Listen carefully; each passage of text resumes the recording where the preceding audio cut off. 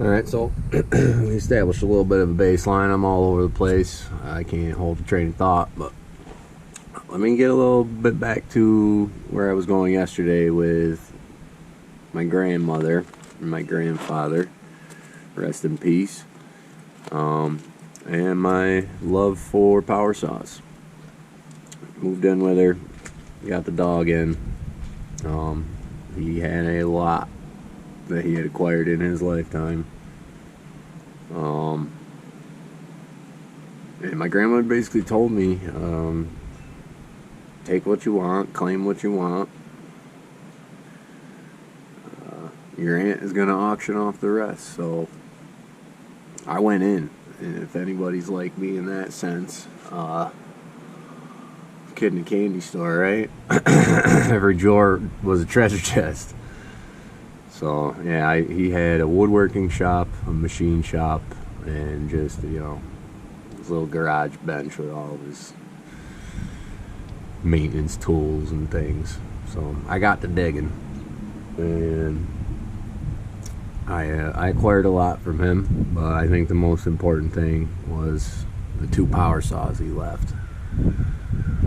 One was a 1962 McCulloch 200, 70cc. Not a fast saw, but it was a chainsaw nonetheless, and it was big and heavy, and it made me feel like a man. I've always been a tinker, especially with engines. I didn't go to college, I didn't graduate high school, but when I was in high school, I was in a vocational program for small engine repair. It's just in my blood. Gasoline, high octane, castor oil. Yeah, the good stuff. So yeah, I found these two. I found the McCulloch 200, and he had a Homelight Super EZ, which was like, I don't know, 30 something cc, maybe 40. They both ran. The McCulloch had a tear in the fuel line. My inexperience and forced me to tear the entire saw apart down to split case halves. The lack of knowledge that I had led the saw to go into a milk crate for several years, and made its way around, followed me around. I always wanted to do something with it, but I never had the opportunity or the motivation. The Homelight EZ, she ran good, and I can't help but mess with things, so I ended up tearing into it. Not really, I took the pipe off, I drilled it all out, stuck a file in the exhaust port with the piston at bottom dead, and I had no idea what I was doing. But it ran. It ran for 4 or 5 more years. I wasn't doing any heavy cutting. No, I wasn't firewood or cutting down trees or falling timber or anything like that, but that saw ran. And 2 poles every time. And that kind of gave me the reputation in my group of friends as the chainsaw guy. The loud chainsaw guy. So that's what started me down this journey of obsession over power saws and 2 strokes and motors and something I can hold in my hands, make things happen. It's like firearms. Some guy, you go to a range and send $40-50 of lead, a piece of paper, just to get your kicks in. And I'd rather go out into the woods or in somebody's yard, take something that I've put my heart and soul into and put it to work, test its metal. So that's pretty much what this channel is going to be based on. Is we'll take vintage saws, we'll take new saws, we'll take any saws, do our thing to them, and go put them to work. See how many we can blow up, how many we can't. Well, yeah, that's where we're going. This isn't like a desperation thing. It's something I wanted to do for a while, but I am I am shy. am reserved, especially right now. I've mentioned it a couple of times. I'm at a pretty low point, don't know where to go, no job, no license. I have a vehicle, but I can't register it.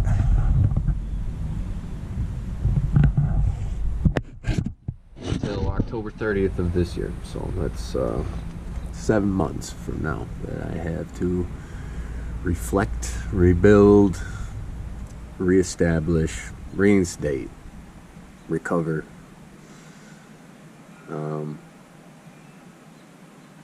Listen, nothing's ever been able to keep me down. I'll take the hit on the chin and, you know, take my standing 8 count, but I love life. I truly do. And as I've been saying, there's some of you out there that really put the fire in me. A couple of you will, I consider you my elders, but yeah, it's gonna be a heck of a journey. You can come with me while I quit tobacco. I was thinking about fasting, but I'm a hungry man. So yeah, we'll work it out. We'll get there. So let's take this in the shop. Yeah, I just spilled coffee all over myself. Oh, would you look at that? Look at there. Guys, I'm let's just say I have not been a good influence to the people that love me and care about me, and you know, I'm the oldest of, well, I'm gonna say 20 relatives, 20 cousins. I got 2 brothers, 2 sisters. And yeah, I'm not the greatest influence in the world, in case you haven't noticed. But it's a journey. We'll get there. Let me give this bench a little swipe. Get it cleaned up. Yeah, I'm continuing the start of my video from yesterday. We'll put this all into one big introduction. Maybe it'll be a long one, right? And that's how YouTube works. View hours, whatever. We'll figure it out. At some point, it might take a couple years, might take a couple months, who knows. Maybe if I hashtag the right people in this video, things will start rolling. But I don't know, I have no expectations for this, guys. I'm going in. Fuck it. Going in. With that being said, I got coffee cups all over the place. Another bad habit time to kick, I guess. We might do. Listen, I'm not at the point of port work just yet. Only thing stopping me is I'm poor. Like I said, I don't have a job.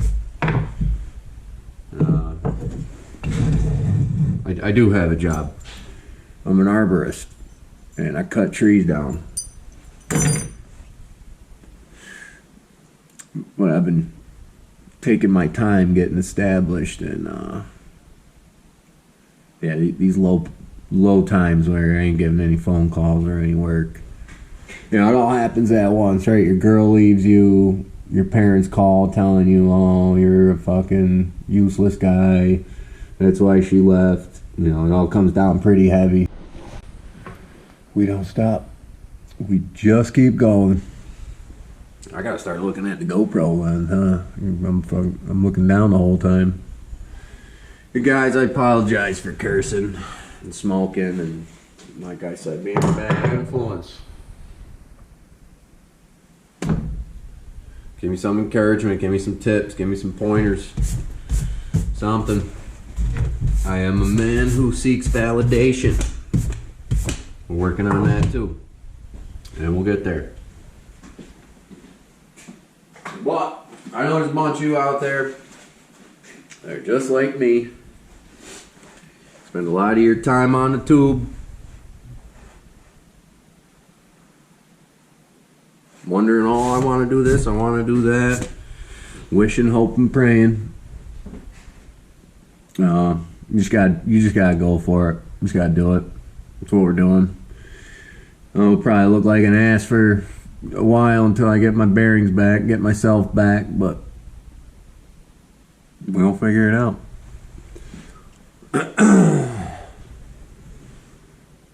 Oh, I should throw this cup away, huh? I did. By the way, friends, world, anybody out there who cares to watch this, I quit both of that. I no longer drink. I no longer smoke cannabis.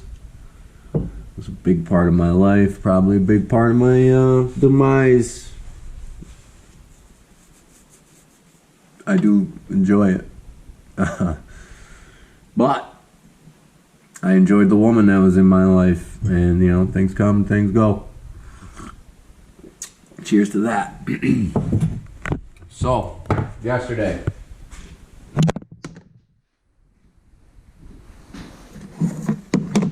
Shit. Hold on a second. My apologies. Okay, I got a half-rigged GoPro here. Trying to get it situated. I don't know where to put you guys. Hold on. Okay. Yeah, so we're pretty ghetto rigged here, but more proof that, you know, you can find excuses for everything. Not gonna stop us. Just gotta make sure I can see what you're seeing. Brilliant. Okay, man. Let's get into this. Again, bear with me for being absolutely all over the place. I'm a little off, but here she is. Pride and joy. Don't know. It looks so fucking awesome. Freaking. Pardon. Yeah, she's a ripper. Big part of me wants to undo everything that I did,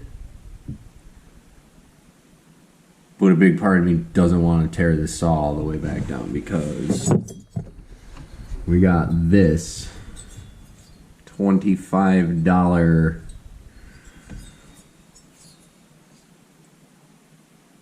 I don't even know who makes it, unbranded China garbage. It's an OE 372 head. I went a little hog wild on the eBay after my last job because I really wanted to get into, you know, building these things. I have here, this is a 385 intake boot, and this is a 372 intake boot. I read a couple things online. Let's just be real. It's easy to get fooled. I heard that the 385 intake boot will hook right up to the 372 head intake port. False. This is false. There's about 1/8 of an inch of play in there, and I don't know if I should try to build this up with some JB weld or what. This would work way better. I've been kind of tinkering around a little bit with the 372 boot, just to, you know, the big difference is I want to use the 372 XT carb. You have a bigger fuel orifice, more fuel, more power, right? Correct me if I'm wrong. But this has the carb mounts. Where am I? The carb mounts are completely lateral, and on the 385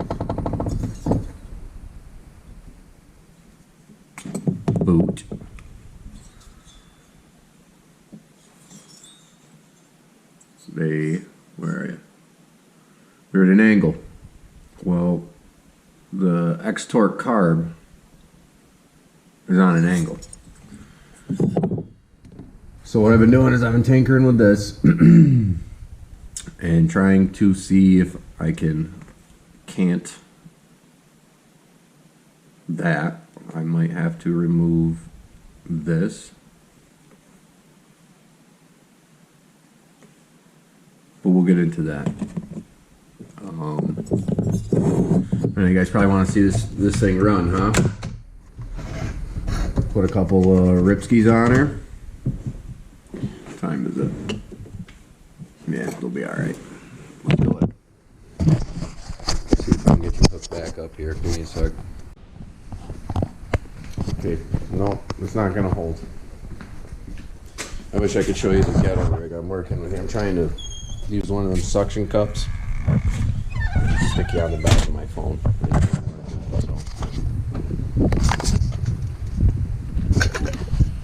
Gonna have to run it stock, I guess. Let's give you a little bit of a pedestal here.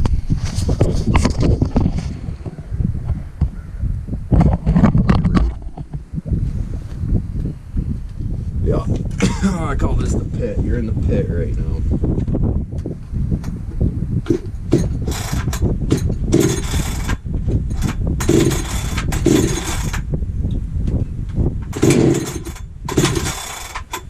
Here she goes.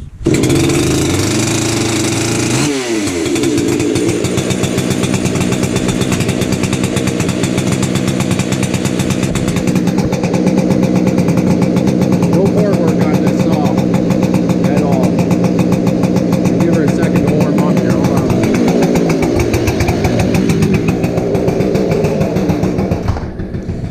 It's about 31 degrees here in central New York. Yeah, I'm a Finger Lakes boy. Cayuga Lake, Union Springs, most beautiful place in New York. Lived here just about my whole life. Moved here when I was 10. My parents split and left when I was 17. I don't want to say I've been stuck here, but home's where you make it, right? So yeah, bought the house from my parents, paid off, we're paying the taxes, and we're starting tree service, my brother and I. I'm a brother's tree company. Oh wow, yeah, I probably should have started the video yesterday with that, huh? My name is Cody Emmett, 33 years old. I'm at the bottom, reiterated. But we're gonna do what we love to do. Build saws, climb trees, buck firewood. That's the goal for the summer. Me and my brother, we want at least 30 cords of firewood out back in the wood lot. So, and by out back I mean about 30 yards off the back of my house. So it ain't a big property, but we're gonna fill it with wood. See if we can sell some next winter.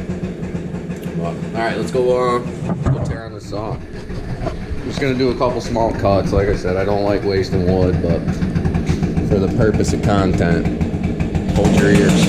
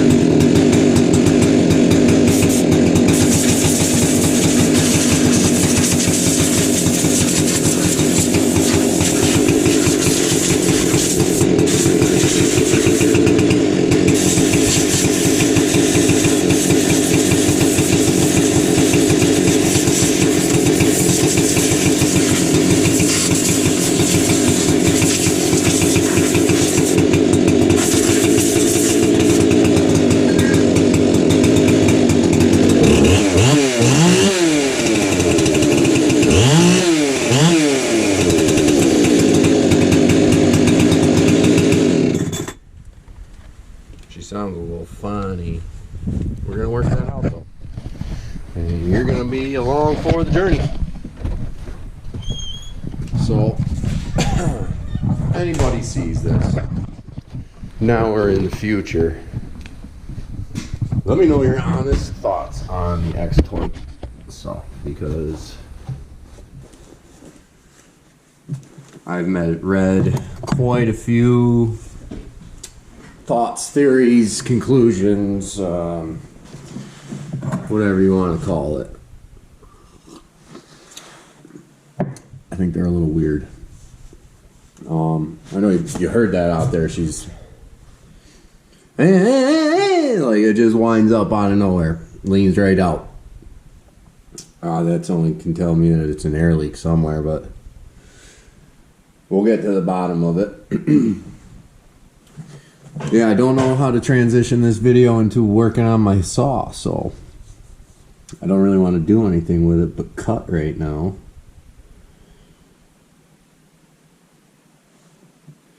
Here's something I did, and I threw this on yesterday to mess with it. I hacked this carburetor right up. I don't know if I would say hacked, but I shaved it right down to almost perfectly flat coming through there. I took the heads off of the screws. I took the feet off of the screws. I Loctited them in before I did it. But I don't know what's going on with it. It's got a really high idle no matter how much I richen up my low jet. I can get the chain to stop spinning, turning the low jet out, but it's a dog. I gotta like feather the throttle and get it wound up. It's pulling a lot of air. I'm assuming if you hold the two carbs side by side, there's a big difference between that one and the one that's on it right now, which is bone stock carb. Yeah, my whole thing behind ordering the 85 boot for this was to use that carburetor.